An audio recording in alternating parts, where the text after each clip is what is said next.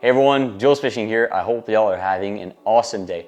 And welcome to Tackle Tuesday, where I break down a specific technique or a tool that really helped me this season to perform and that also can help you become a better angler. A technique that really helped me this year and that really was one of the workhorse for my fun fishing but also my tournament fishing is fishing a bass jig. Fishing a bass jig is a very well-known technique all across the fishing world.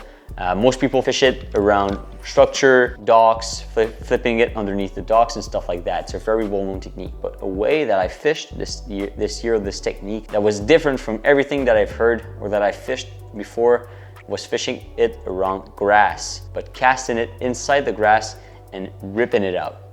Let me explain. So this year I did a tournament. It was very tough, let me tell you. We had a very great practice. We knew exactly where the big fish were. When the tournament day arrived, it almost feels like they shut their mouth closed.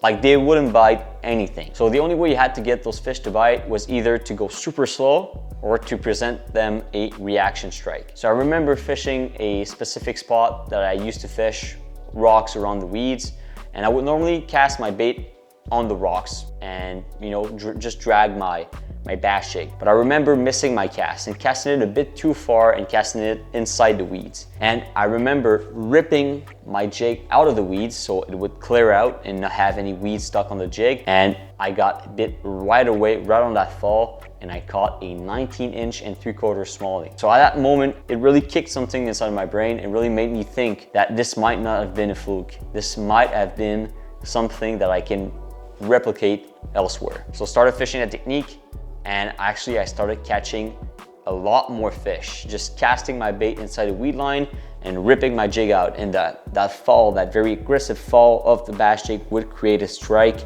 most of the time, and it would be a big fish. So very interesting way to fish the bass jig. Like I said, casting it inside the weeds and ripping it out. And in order to do that, you gotta have the right tackle for sure. So what I use normally for that technique is a medium heavy action rod. This is a 7'3" medium heavy power, fast to extra fast action rod. This is a Okuma X series bass rod, and I pair that with a 7-1-1 bait caster reel. So that allows me to really reel in the slack a lot faster, especially when I'm stroking the jig. I really want to be able to get quick tension and get a good hook set to drive that hook point inside that fish's mouth. So then in terms of the line that I use on that technique, I use 30-pound test braid. This is Power Pro V2 Super Slick. I really like that line. Then I use a 4-carbon leader. This is a 20-pound test 4-carbon leader.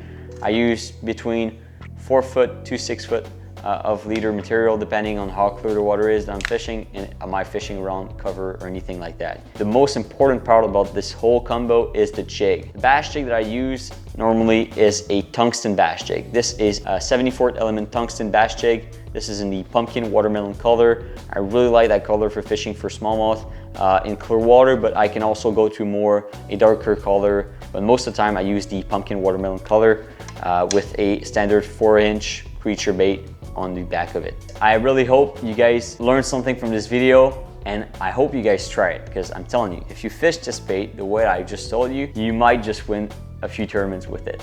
So guys, stay tuned for the next Tuesday where I'm gonna be covering another technique, and hopefully you guys learn something from it again. So guys, stay tuned, and as always folks, turn off the cell phone and enjoy the beautiful outdoors. Peace.